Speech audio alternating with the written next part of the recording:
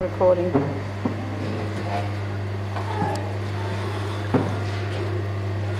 It's quite a good.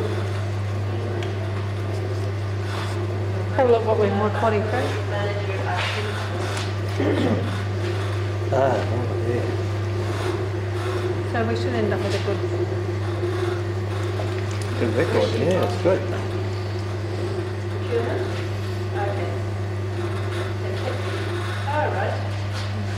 More precise and oh, that is fairly centred, isn't it? Is this your camera as well?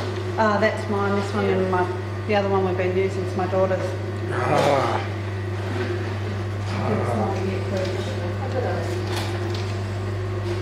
And how's Bonnie?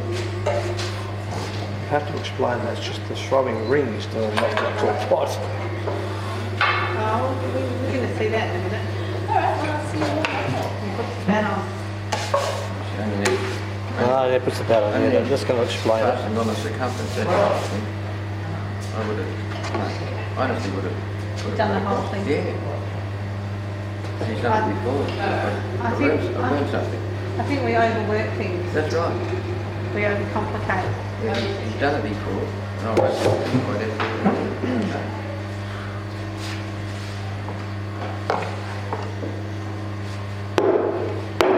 My idea to give Natalie a ring and ask her. Beautiful.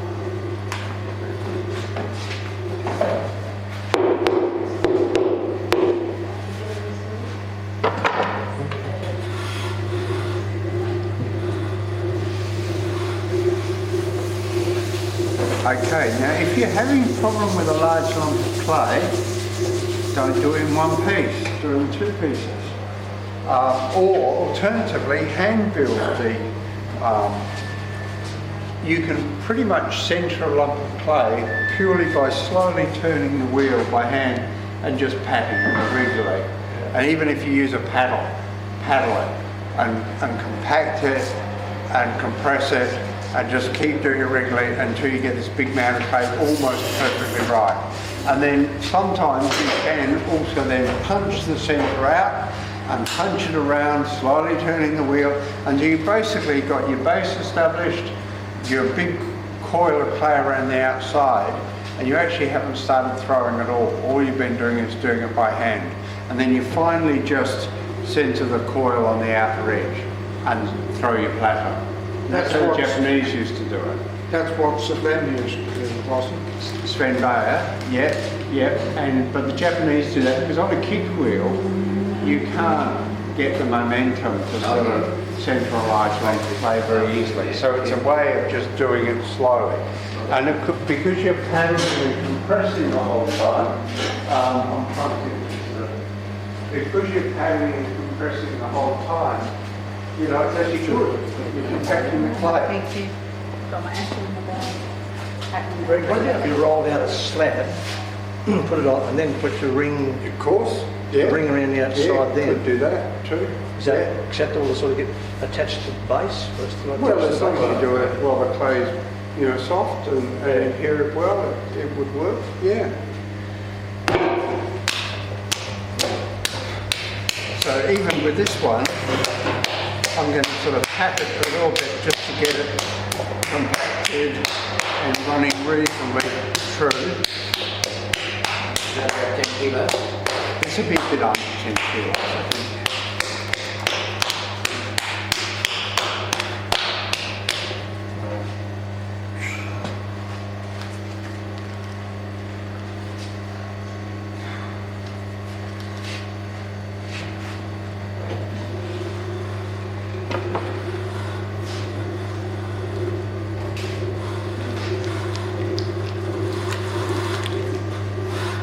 Now the challenge is going to be whether the wheel will let me do this.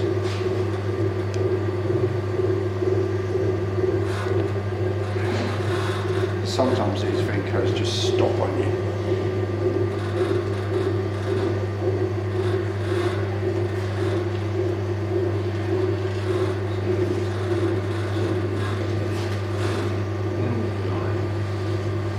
Now if you're throwing a large, wide, shallow dish, don't use really hard clay, you don't need to. you just kill yourself trying to get the thing centered. There's no point. So if you can't handle a large lump of clay, do it in 2 pieces. So center the first half, make it into a cone shape.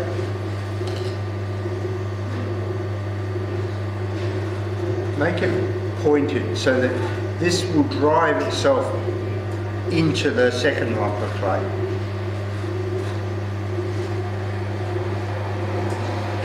Get rid of the slip.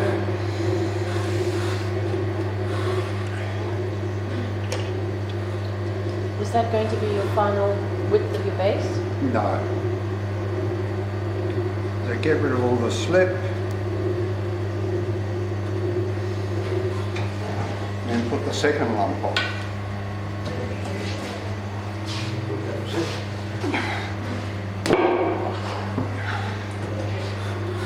Now you're done. And now center the second lump. Now the thing is, make sure that both lumps were the same consistency and obviously the same clay.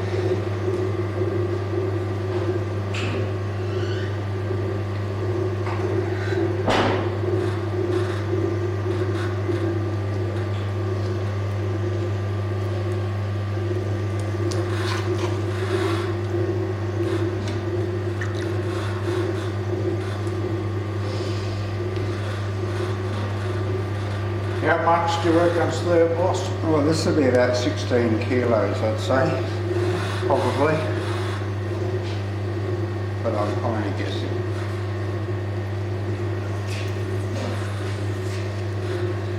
Now I'm just going to keep it back a bit from the edge of the bat at this stage. It'll probably creep out closer to the edge of the bat later, but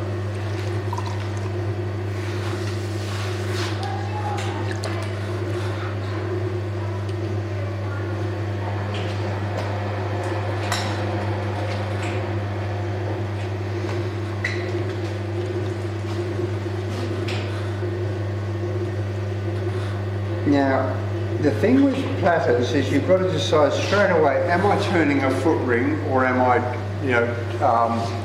going to go flat to the bat and out? And I'd probably be turning a foot ring. That's still too thick. So, probably going to leave close to 2 centimetres in the bottom. And because this is pretty hard to judge the thickness, I still think that's too thick.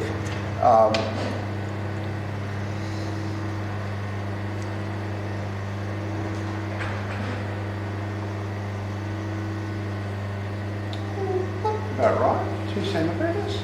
Yeah. By the time you cut even a centimetre off, that'll probably do that, right?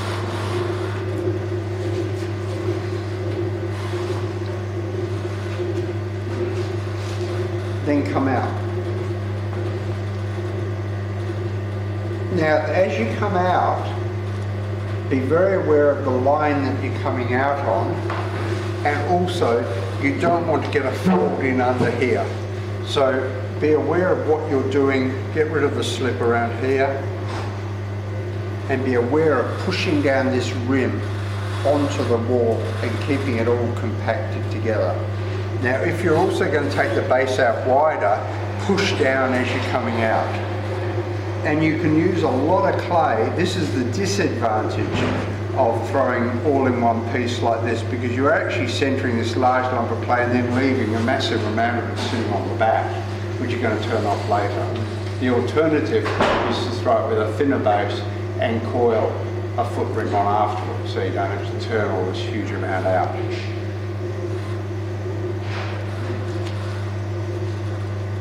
I remind everyone what you reminded me.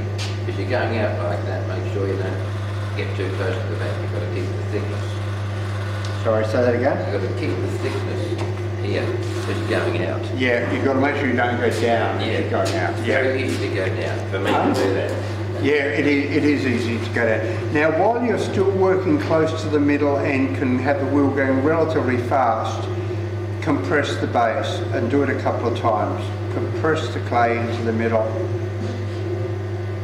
and do it a couple of times. Because later on, once you've widened out really wide, you are not going to want to have the wheel going too fast. And I would at this stage also, it still looks very thick in the bottom, but I measured it so it can't be. Join this, make sure there's not a seam around here. Try and work them together.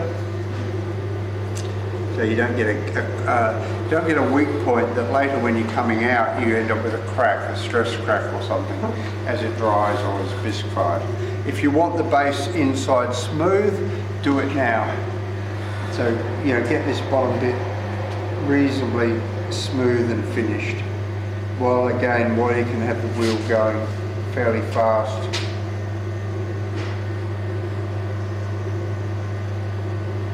So you make it slightly concave.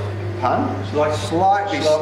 Going Not out. too much, Not because too I mean much. it's going to be, I'm going to try and do quite a shallow dish. So now the thing is with a shallow dish, if you go fairly shallow, you've got to remember the weight of the rim. Now, when you're doing a platter, you've got to think about what you're wanting to do. I'm going to do more or less like a very shallow plate that I could then do sgraffito or combing or decoration on, and it'll be very open sort of form.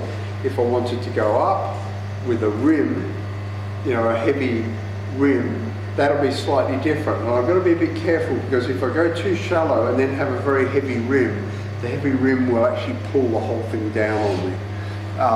And basically, usually with these, you only get one chance. You know, you come out, and if you overdo it, go too shallow, that's it. You'll lose it. Back to the pump. Recycle. Exactly.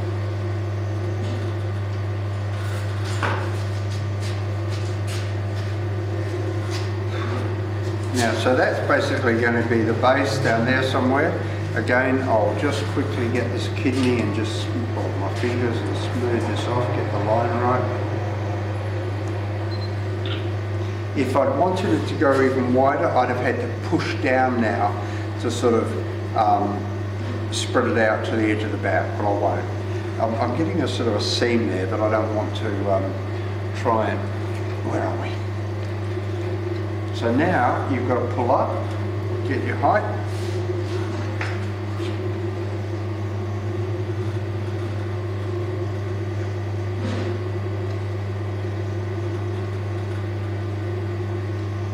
Work on what the rim's going to be.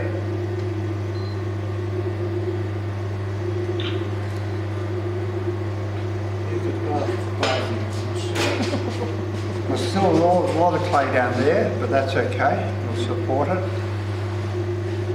Lubricate. You don't want to hit a dry patch as you're going, so get some of this slip out and use it.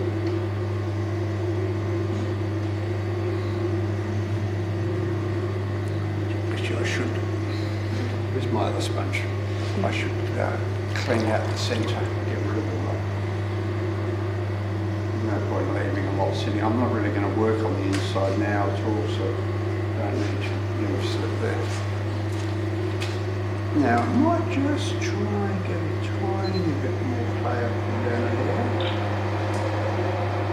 Oh no. Okay, come out. Very slowly now.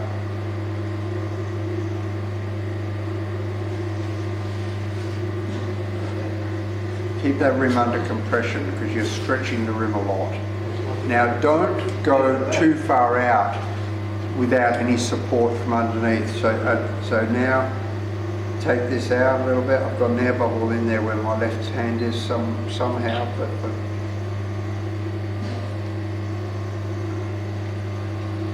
now slow down because the wheel will almost throw it out almost on its own at this stage.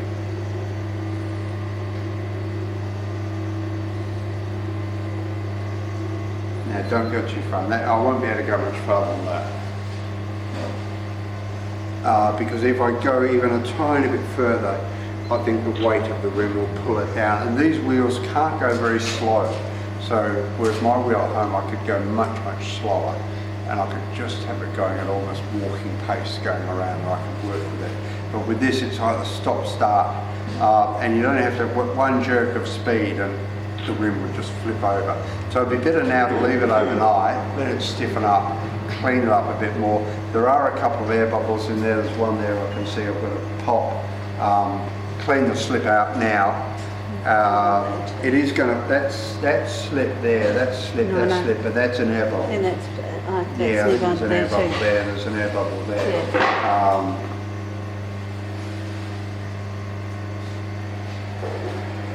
And I could possibly,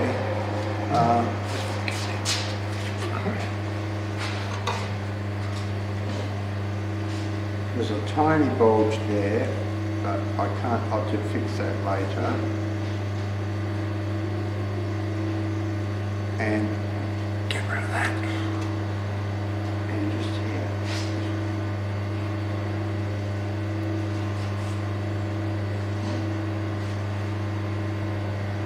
Any change to the width and the rim has got to be coming from down here and sort of in line. If I get slightly out, then there's no recovery. And because it is turning a tiny bit up here, I might just try and turn this edge down.